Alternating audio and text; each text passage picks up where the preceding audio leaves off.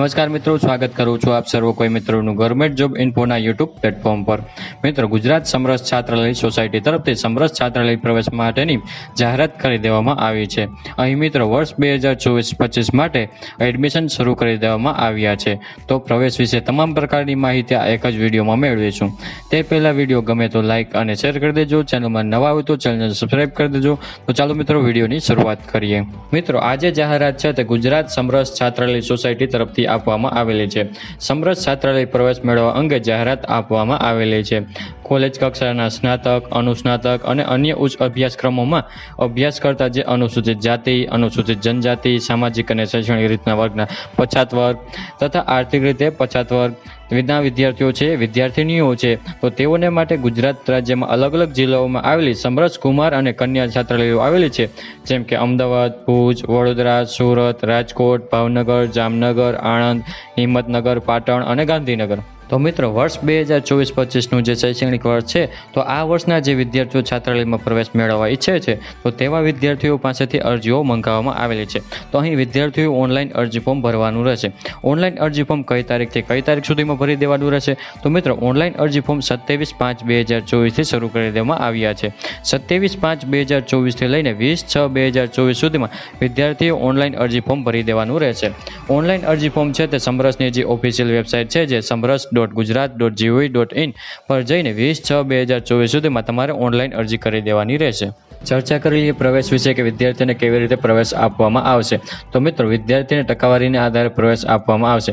જેમ કે સ્નાતક કક્ષાના તમામ અભ્યાસક્રમોમાં કોઈ પણ વર્ષ કે સેમેસ્ટરમાં નવો પ્રવેશ મેળવવો હોય, એટલે કે નવું એડમિશન લેવું હોય, તો ત્યારે વિદ્યાર્થી ધોરણ 12ની પરીક્ષા પાસ કરેલ છે, તો ધોરણ 12ની પરીક્ષાની ટકાવારી મેળવેલ છે, તો તેના આધારે પ્રવેશ આપવામાં આવશે।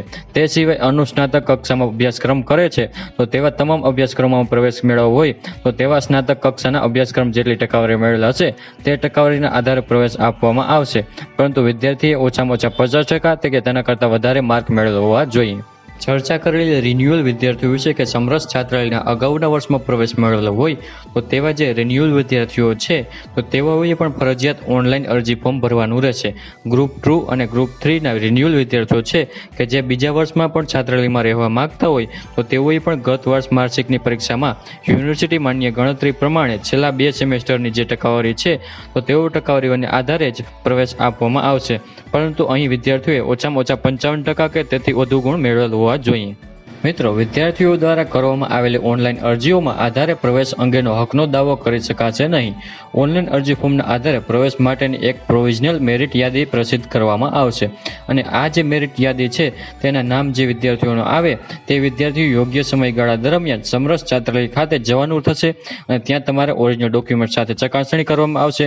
ત્યારબાદ જ સંબંધિત છાત્રાલયમાં તમને પ્રવેશ આપવામાં આવશે। પરંતુ મિત્રો, ઓનલાઈન અરજી ફોર્મ ભરતી વખતે તમે જે ટકાવારી દર્શાવેલી છે અને જે માર્કશીટમાં ટકાવારી દર્શાવેલી છે, આ બંને ટકાવારીમાં કોઈ પણ પ્રકારનો તફાવત જોવા મળશે, અથવા તો તમારી લાયકાત અંગેના પ્રમાણપત્રો છે, અથવા તો અન્ય કોઈ પણ વિગત છે, તેમાં કોઈ પણ પ્રકારનો તફાવત જોવા મળશે, તો ત્યારે મિત્રો પ્રવેશ છે તે રદ કરવામાં આવશે। તે સિવાય જે જિલ્લામાં સમરસ છાત્રાલય આવેલી છે, તે જિલ્લાની કોલેજમાં તમારે એડમિશન લેવાનું રહેશે, તે જ કોલેજમાં તમારે અભ્યાસ કરવાનો રહેશે।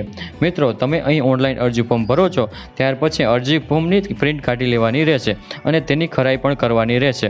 જો અરજી ફોર્મ ભરતી વખતે કોઈ પણ પ્રકારની ભૂલ થઈ હોય, તો તમે પોર્ટલ પર જઈ તે જૂની અરજીને તમે રદ કરી દેવાની રહેશે અને નવેસરથી અરજી ફોર્મ ભરવાનું રહેશે। પરંતુ મિત્રો, અરજી ફોર્મ ભરવાની જે છેલ્લી તારીખ છે, તે તારીખ બાદ કોઈ પણ પ્રકારના સુધારા વધારા કરી શકાશે નહીં।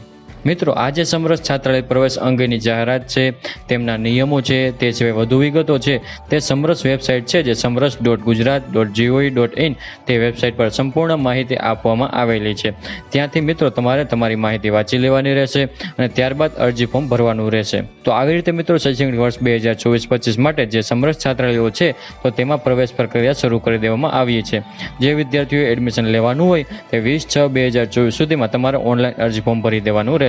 તો આશા રાખું છું કે વિડીયો પસંદ આવ્યો હશે। વિડીયો પસંદ આવ્યો હોય તો લાઇક અને શેર કરી દેજો, ચેનલમાં નવા હોય તો ચેનલ સબસ્ક્રાઇબ કરી દેજો। ફરી મળીશું નવા વિડીયોમાં, નવા ટોપિકમાં। ત્યાં સુધી મિત્રો, જય હિન્દ, જય ભારત।